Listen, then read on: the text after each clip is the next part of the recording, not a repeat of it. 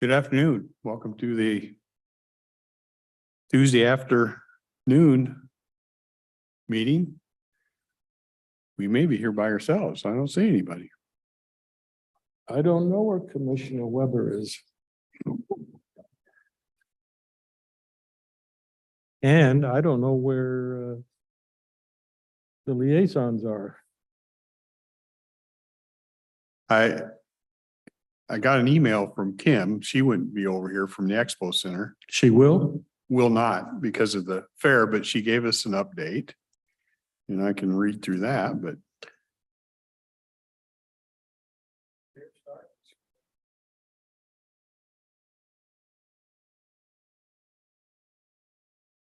boy, I'm not sure which would be tomorrow. So she might be doing last minute things to get fired up.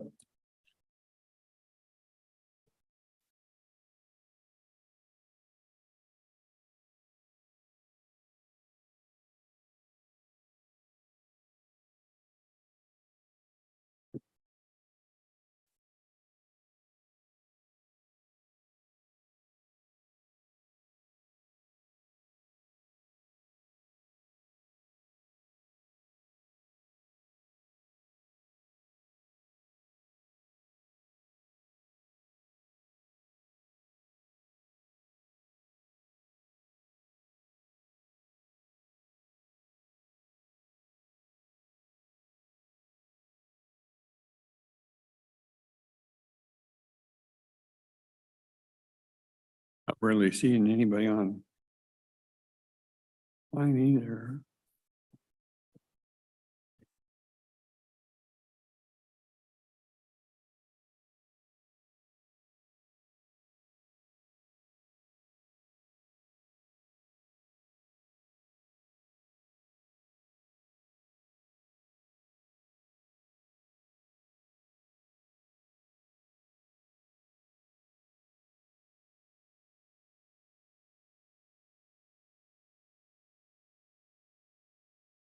Well, I can give an update on one thing I do have information on.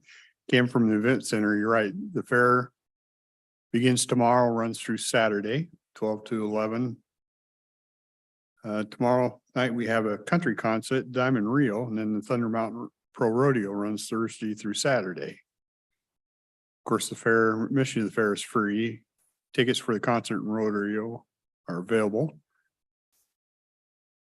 We're fully staffed for the first time in 3 years and set up going very well so far.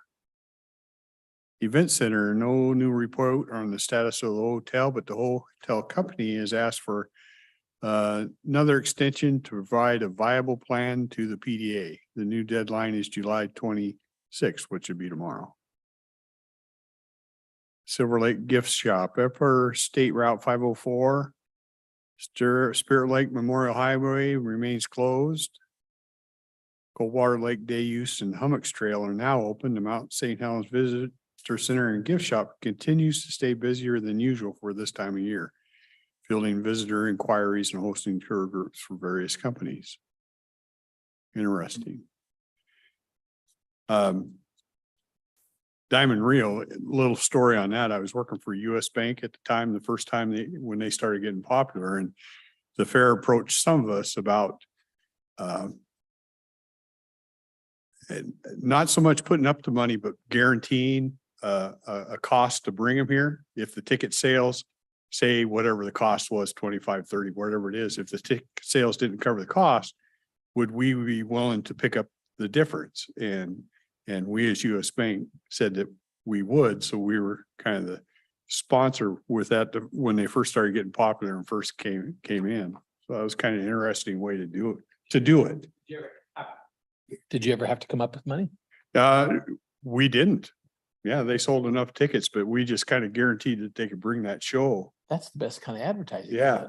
Yeah. It didn't cost us a dime. And I missed that. That's the concert or the rodeo?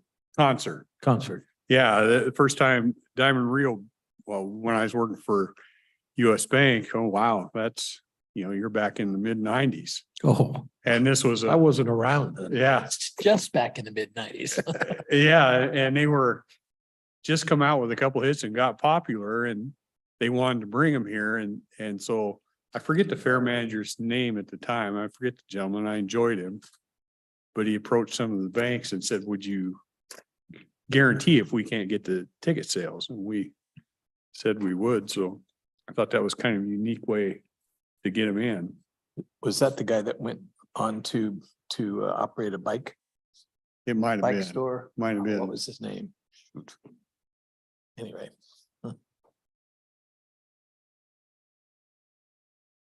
All right. Well, I met with Joseph last week and he asked if I would share this update with you for the museum. Of course, this week they're at the fair, getting everything put up. And they very much appreciate the progress being made on the HVAC system. It's since the museum's going to be closed this week, they're hoping to get a lot done on the HVAC system and all the things that are required in doing that. We had been the museum had been renting storage in the basement of the Merc. And we still have stuff there. It's actually large bulkier items like carriages and things like that. And they were told to vacate. And so they're negotiating an end to it because they're offsite the new storage system that moves on rails is not, I mean, they're in the process of getting that all moved to make room for everything that they've got. And they continue to be concerned about the number of homeless that find places to hide in the back alcoves.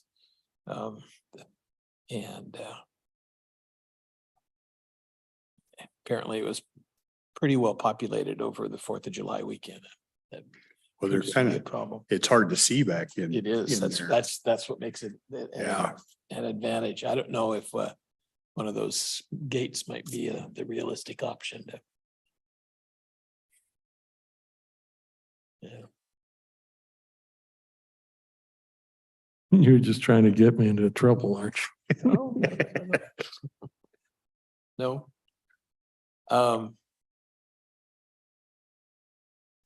I think they have really appreciated the security because that's on their route to rouse them out in the mornings.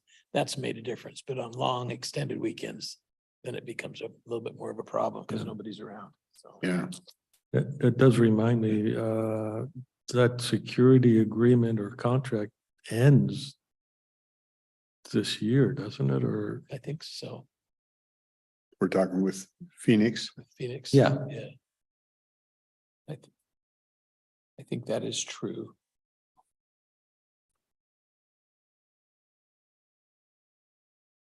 Don't know if you have any other questions about the museum. I think if I remember right, I think you're I got a meeting with him. museum, I got a tour plan with them on Thursday, I think. Yeah. yeah, I'm curious about the funding, and I think you're probably most familiar with how they get their operations paid for, their funding.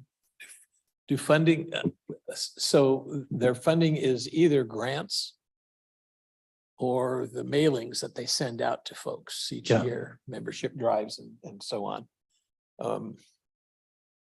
So they have 3 people on staff that the Historical Society pays for. And there's the archivist, Bill Watson is his name, Mhm. and Danielle Robbins, who is the education specialist. And apparently her schedule is already filled for the fall for going to the various grade schools with her traveling boxes. And then there's some secretarial help as well. When you said Historical Society, that's a private entity or? 501c3. 501c3, and it's not particular to Cowlitz County, it's just, or is particular? No, it is particular. Most counties have historical societies. Yeah, So that's pretty common throughout. What is unique, what I've been told is unique, is that we provide a building and maintenance and and the director's pay. Most everybody else is all They got to fund all of that. prayer, yeah.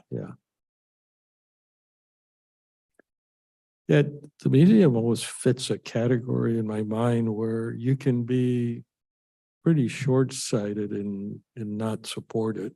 Mhm, mhm. Uh, Yeah. Well, I think they do a pretty good job. In fact, as I was talking to him, I suggested that one future exhibit, they have one room that they have constantly changing. So it's now doing this centennials of Longview and Riderwood. But I was thinking what might be kind of interesting for some people is a history of banking in Cowlitz County. A lot of banks have come and gone and have merged and changed. True story. Yeah, yeah. True story. And, Bank of Cowlitz County, I mean, you go way back. well, I remember NBC was a bank. Yeah. Pretty major bank, It's where the police, which was Security Pacific before the police moved. in, right, Yeah, right. yeah. So those But I kinds of think it stories might started be as interesting to folks. NBC, yeah. But- Banks like to gobble each other up. And there used to be banks in all of the major grocery stores. Yeah, that was a big fad, I thing think. for a long time. Yeah. And actually, US Bank, we put one in Senate's over, which is now, it's a hobby, where they used to be, Mhm, mhm. or Yes. across from the Catlin building Right, there. Right, We had a little branch in there. Yeah. Yeah, but you don't see them anymore. no. Yeah. Yeah, Anyway, so he might pick your brains about yeah, doing something like be that. interesting. Because you may have the institutional knowledge about a lot of the banks that have gone on, because you started here at US Bank, or was there? a different? Well, no, I started with Cowlitz Bank, and then I went up north, and the little bank I was working with got bought by US Bank. And then I worked my way back down this way. But some of the old timers that I used to, it's too bad they're not around anymore. Earl Page, Yeah, I know. I'd listen to his stories because he went back to Bank of Cowlitz County and No. all that kind of stuff, it's a lot of history. You're right.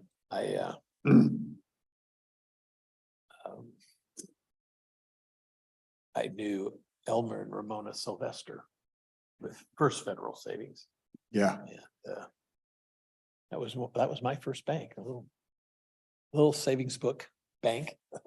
Put the quarters and pennies in there Yeah. and get out every once in a while.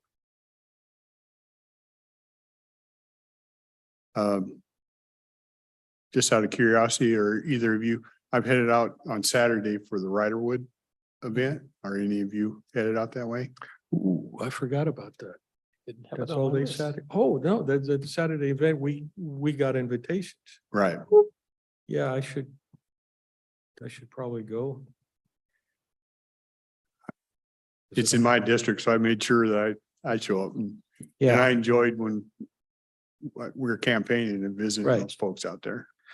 do you recall the details? Well, it's Saturday The and, breakfast, right? It was a breakfast? well, they wanted us, they wanted to know if I would show up or us show up, because then they wanted to introduce us, and I'm trying to think, it was like 11 AM or 12 AM or somewhere in that area. I think they were asking Jim Walsh and some other people Yeah, to be out. I'd have to look at the thing again, to be honest with you.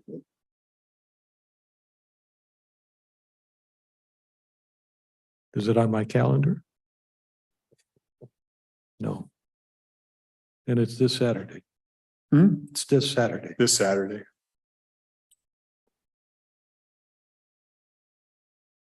And our Congresswoman is going to be out there on the 3rd, next Thursday. And I think Susan Eugenius was invited. I was invited. She wanted to talk about, because she helped with that project out there. The Riderwood project. Yeah, I won't Great. be around, and I express my disappointment, but she will be out there, so I'll be.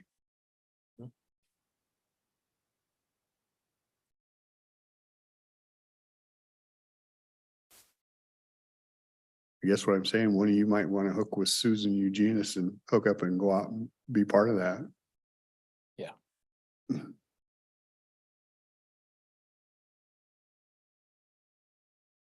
I don't see anybody else in noxious weeds.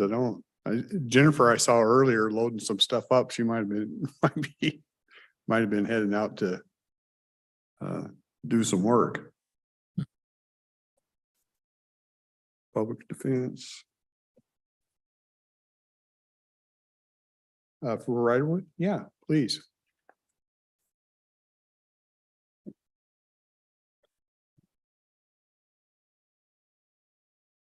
Yeah, it's 3 days, but Saturday is the one they wanted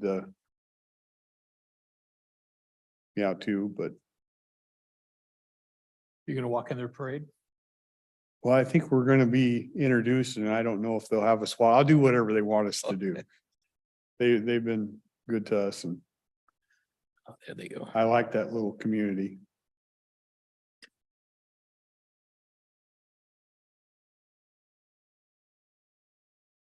Yeah, it's part of see, 11 a.m. is the celebration, or you guys see it right there and then Yeah. noon.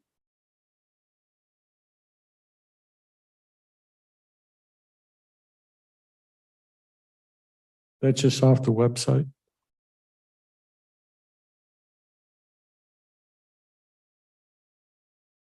I've been trying to clean up my mailbox and I may have cleaned out. too Cleaned it much. out really well. May have succeeded. Yeah. So this morning, we had a gentleman complain about the potholes on Third Avenue. I don't know if the two of you ever park on this parking lot between us and the churches. That's a city street. Oh, yeah, yeah. It's pretty, it's gotten worse over the time, the part that's in the city right away. And I don't know if we want to ask either building and maintenance or Mike to staff to staff level to make a request that the potholes be fixed. Yeah, I once inquired, as opposed to making a request, just fix them. Our public works fix it, but I'm told that's a no-no. Yeah, well, yeah, because it's right outside. And of course, I think there's only one tax-paying lot. It's the house across the street.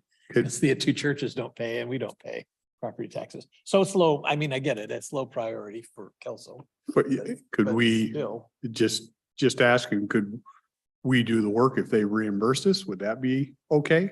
That'd be all right with me.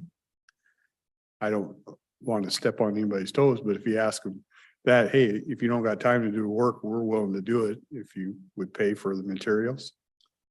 I'm sure there's paperwork involved. and Yeah. Agreement and all that kind of stuff. Yeah, probably so.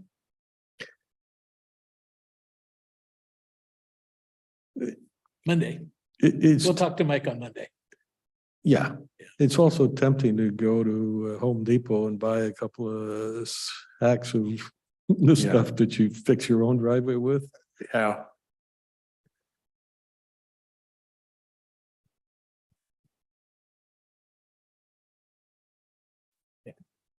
My solution is I don't go down that road anymore. But yeah, I understand it. Actually, I drive around and I look and I think our county roads for the most part are in pretty darn good shape. Yeah. It's always interesting. I think the county does well in with roads, not so much with parks. The cities kind of take care of their parks, not so much for roads. And roads, And it's a matter of there's a specific road tax for the county. The cities don't have it. It's all part of their general fund. So it gets shared by all the other things cities have to come up with. Except apparently they've run out of money in the city of Longview for parks. They want to have a special election. to Oh, create yeah, a they're gonna parks throw that district. on a ballot, aren't they? A special assessment. Yep. you gotta, Yeah. yeah, I have thoughts on that, cautions on that type of stuff, but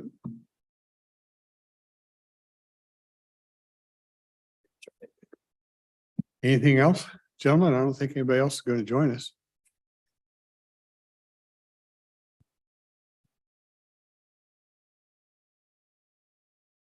All right, I guess not. I guess we're done. I'm done. I don't have anything else. Yeah. Okay, we will adjourn. Thank you.